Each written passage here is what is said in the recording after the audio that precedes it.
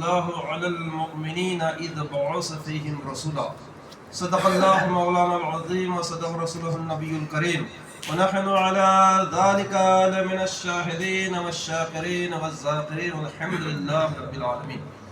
برادران ملت اسلامیہ، قابل و قدر بزرگوں، دوستوں، نوجوان ساتھیوں، ہم اور آپ سب اقرار کرتے ہیں کہ اللہ تبارک و تعالیٰ نے ہمیں پیدا کیا. اتنا ہی نہیں، اس بات کا بھی ہم اقرار کرتے ہیں کہ اللہ تعالیٰ نے ہمیں بے شمار نعمتیں بھی عطا فرمائی. بہت کچھ اللہ تعالیٰ نے ہمیں دیا. سب کچھ اپنے جسم کو لیجئے، یہ اللہ کا دیا ہوا ہے. اللہ نے اس کا کوئی پیسہ نہیں لیا، کوئی معاوضہ نہیں لیا، کوئی بدلہ نہیں لیا، مفت میں دیا.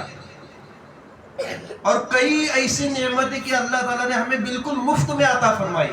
پورے قرآن پاک میں آپ ڈھونڈیے، جتنی بھی نعمتیں اللہ نے عطا فرمائی، کسی نعمت کا اللہ تعالیٰ نے ہم سے کوئی معاوضہ نہیں چاہا اور نہ ہی احسان جتلایا کہ میں نے یہ نعمت دے کر بندے پر احسان کیا. لیکن ایک نعمت اللہ تعالیٰ نے دی تو اعلان فرمایا، اے میرے ایمان والو بندو، میرا تم پر احسان ہے. وہ نعمت کیا ہے؟ وہ آقا نامدار مدنی تاجدار محمد رسول اللہ صلی اللہ علیہ وسلم کی ذات بابرکت اللہ تعالیٰ نے اپنے بندوں میں عالم بشریات میں بھیجا تو اللہ تعالیٰ نے احسان کی بات جتائی. لقد من اللہ علی المؤمنین، اور اللہ تعالیٰ کا مومنوں پر احسان ہوا. کیا ہوا؟ احسان فرمایا اللہ نے. اذ بعث فیہم رسولا، ان میں عظمت والا رسول بھیجا. تو واقعی یہ بات صحیح ہے، جب اللہ احسان جتلا رہا ہے تو اللہ تعالیٰ نے بہت عظیم نعمت ہمیں عطا فرمائی، اور وہ رسول کائنات محمد رسول اللہ صلی اللہ علیہ وسلم کی ذات بابرکت ہے کہ جن کی عظمت اور جن کی شان، جن کی بڑائی ہم جتنی زیادہ بیان کریں اتنا ہی کم ہے. چنانچہ ہمارے آقا و مولا محمد رسول اللہ صلی اللہ علیہ وسلم کی عمر شریف جب 25 سال کی ہوئی تو آپ نے پہلا نکاح فرمایا. آپ نے یہ کل سن لیا بی بی خدیجۃ الکبریٰ رضی اللہ تعالی عنہا سے. اس کے بعد جو ہے آپ صلی اللہ علیہ وسلم کی زندگی سچائی پر، امانت داری پر اور لوگوں کی بھلائی کرتے ہوئے، لوگوں کو فائدہ پہنچاتے ہوئے، لوگوں کے مصیبت کے وقت کام آتے ہوئے بھائی چارگی سے آپ نے 25 سال کی اگلی زندگی گزارتے چلے گئے. ساتھ ہی ساتھ آپ تجارت بھی کرتے چلے گئے، تجارت بھی کرتے تھے. لیکن اللہ تبارک و تعالیٰ کی یہ مصلیت رہی ہے کہ اللہ تعالیٰ نے 40 سال تک اپنے نبی کو اپنے بندوں میں رکھا اور اپنے بندوں کو اپنے نبی کے اخلاق دکھائے. کتنے سال تک؟ 40 سال تک.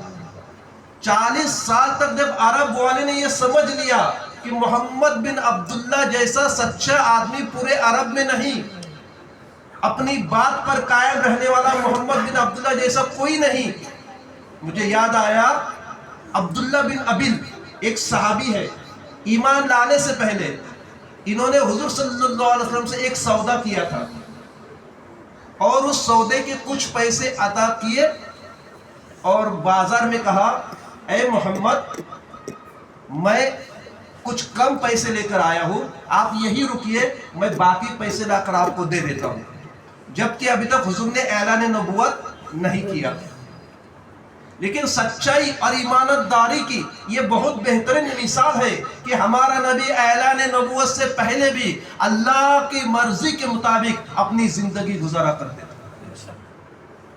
رسول اللہ رکے، اب وہ آدمی بھول گیا.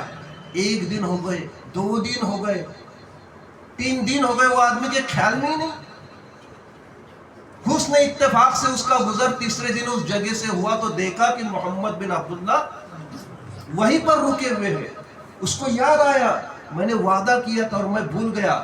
آتا ہے، معذرت چاہتا ہے، اے محمد مجھے معاف کر دیجئے، واقعی میں بھول گیا. میرے پیارے آقا صلی اللہ علیہ وسلم کوئی غصہ نہیں کیا.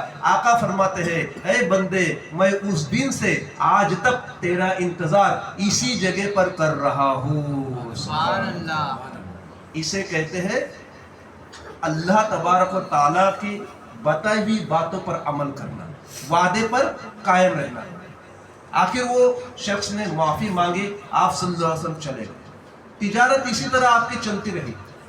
اس کے بعد جب خانہ کعبہ میں ایک مرتبہ ایسا ہوا، خانہ کعبہ میں یہ جو حجر اسود ہے نا، جنتی پتھر جس کو چوم کر ہم طواف شروع کرتے ہیں اور اسی پر ختم ہوتا ہے، یہ جب خانہ کعبہ میں نصب کرنے کا موقع آیا، جب خانہ کعبہ میں لگانے کا موقع آیا، تو اس وقت ملک عرب کے الگ الگ خاندانوں میں جھگڑا فساد کی بات آ گئی۔ ہر قبیلہ یہ چاہتا کہ ہمارے ہاتھوں سے لگے، ہر خاندان والا یہ چاہتا کہ ہمارے ہاتھوں سے لگے، سب کو یہ چاہت تھی کہ ہمارے ہاتھوں سے یہ حجر اسود نصب ہو جائے۔ یہاں تک کہ لوگوں میں جھگڑا فساد ہونے کا اندیشہ ہوا۔ اس وقت یہ طے پایا گیا کہ جھگڑا کرنے کی ضرورت نہیں، جو صبح سویرے سب سے پہلے خانہ کعبہ میں آئے گا اس کے ہاتھوں سے حجر اسود نصب کیا جائے گا۔ اب تمام لوگوں نے منظور کر لیا، سب جا کر کے سو گئے۔ سلانے والا جگانے والا کون ہے؟ اللہ تبارک و تعالی ہے۔ سب قبیلے والے کو اللہ تعالیٰ نے نیند دے دی تھوڑی دیر کے لیے، لیکن اپنے پیارے محبوب محمد رسول اللہ صلی اللہ علیہ وسلم کو سب سے پہلے جگایا۔ سب سے پہلے ہمارے آقا محمد رسول اللہ صلی اللہ علیہ وسلم خانہ کعبہ میں پہنچ گئے، اور کیوں نہ پہنچتے کہ اللہ کی مرضی یہی تھی کہ یہ حجر اسود میرے پیارے حبیب محمد رسول اللہ کے مبارک ہاتھوں سے خانہ کعبہ میں لگایا جائے۔ لیکن قربان جائیے ہمارے پیارے آقا صلی اللہ علیہ وسلم کے فیصلے پر، کیسے حیرت انگیز فیصلے حضور نے کیے۔ حضور کی کیریکٹر اگر آپ پڑھیں گے، حضور کی زندگی آپ پڑھیں گے، حضور کے فیصلے آپ پڑھیں گے، تو آپ ہی نہیں دنیا کا کوئی بھی آدمی اگر حضور کا پورا کیریکٹر پڑھے تو یہ کہنے پر مجبور ہو جائے کہ آدمی ہو تو محمد رسول اللہ جیسا۔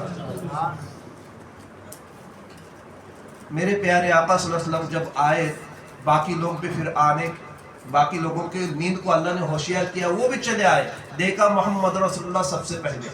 اب بات کے مطابق حجر اسود کو تو حضور نہیں لگانا تھا نا، وعدے کے مطابق، لیکن قربان جائیے میرے پیارے آقا صلی اللہ علیہ وسلم نے ایک چادر منگوائی، چادر بچھایا، حجر اسود کو اس کے بیچ میں رکھا، اور ہر قبیلے والے کے سردار کو بلایا اور کہا کہ سب آؤ، اور سب کھانے آئیے، چادر کے کنارے کو، چادر جہاں جہاں جگہ ملے وہاں وہاں پکڑ لو، ہم سب مل کر کے اسے خانہ کعبہ تک لے جائیں۔ تمام قبیلے کے سرداروں نے پکڑا اس چادر کو، حجر اسود کو خانہ کعبہ کے قریب لے جایا گیا، اور میرے پیارے آقا محمد رسول اللہ صلی اللہ علیہ وسلم نے اپنے مبارک ہاتھوں سے حجر اسود کو نصب کر دیا۔ سبحان اللہ۔ فائدہ یہ ہوا کہ ہونے والے خاندان والوں میں، قبیلے والوں میں ہونے والی جنگ لڑائی سے سب کی حفاظت ہو گئی، اور تمام قبیلے والے خوش ہو گئے کہ حضور محمد رسول اللہ نے بہترین فیصلہ فرمایا۔ میرے آقا صلی اللہ علیہ وسلم کی زندگی ایسی ہے، اور ایک خانہ کعبہ کوئی معمولی بات نہیں ہے، یہ اللہ تعالیٰ کا گھر ہے۔